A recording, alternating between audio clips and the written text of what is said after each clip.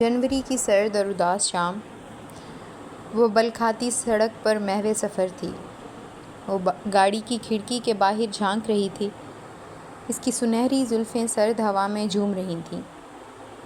سڑک کی لائٹس نے اس کے حسین چہرے کو مزید روشن کر رکھا تھا۔ وہ اپنے گلابی ہونٹوں کو دانتوں تلے دبائے دل ہی دل میں کئی سوچیں ایک ساتھ سوچ رہی تھی۔ انہی سوچوں کی کشمکش میں نہ جانے کب کالج کے در پہ آن پہنچی، گاڑی سے اتری اور اندر چلی گئی۔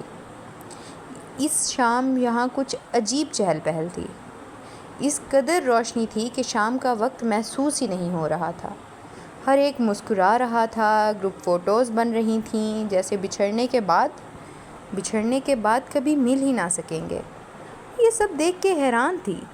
اسے اس قسم کی فارمیلٹیز اور یادیں بنانے سے نفرت تھی، یا پھر یوں کہیں کہ اسے دوستی سے نفرت تھی۔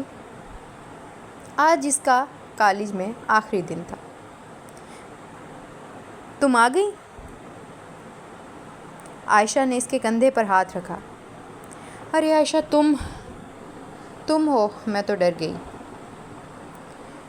وہ تھوڑی گھبرائی ہوئی محسوس ہوئی۔ ہاں بھائی، میں ہی ہوں، اور کون آتا ہے تمہارے پاس؟ عائشہ نے اپنے رسمند انداز میں کہا۔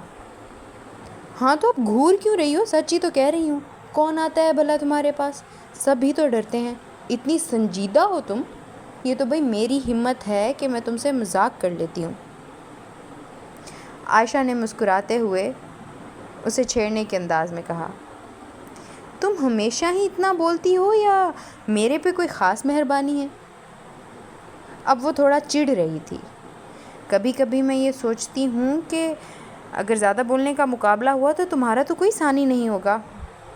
اس نے عائشہ پر جوابی حملہ کیا۔ نہ کوئی سلام، نہ کوئی دعا، بس باتیں کروا لو تم سے۔ عائشہ منہ بنائے اسے بہت غور سے دیکھ رہی تھی۔ پھر عائشہ بولی، یہ تو میرا بڑا دل ہے کہ میں تمہاری ساری جلی کٹی سن لیتی ہوں، ورنہ عائشہ احمد بلوچ کسی کی اف تک برداشت نہیں کرتی، سمجھی؟ اچھا سنو، تم نے کچھ لکھا نہیں ہے؟ ویسے تم لکھتی شکتی رہتی ہو نا، تو اس لیے پوچھ رہی ہوں۔ دیکھو میں جانتی ہوں تم نے لکھا ہے، بٹ اگر تم منع کر دو تو یہ الگ بات ہے۔ عائشہ اب اس کی چڑچڑاہٹ کا مزہ اٹھا رہی تھی۔ میں منع کر بھی دوں تو تم نے کون سا مان لینا ہے؟ اور وہ رسماً چڑ بھی رہی تھی۔ سنو، ایک غزل لکھی ہے میں نے۔ پھر وہ دونوں ایک بینچ پر بیٹھ گئیں اور اس نے اپنی غزل پڑھنا شروع کی۔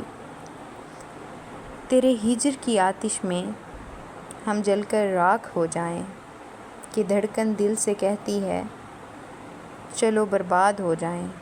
قیدی ہو گئے تھے ہم تیری ظالم نگاہوں کے، کہ اب خواہش یہ ہوتی ہے چلو آزاد ہو جائیں۔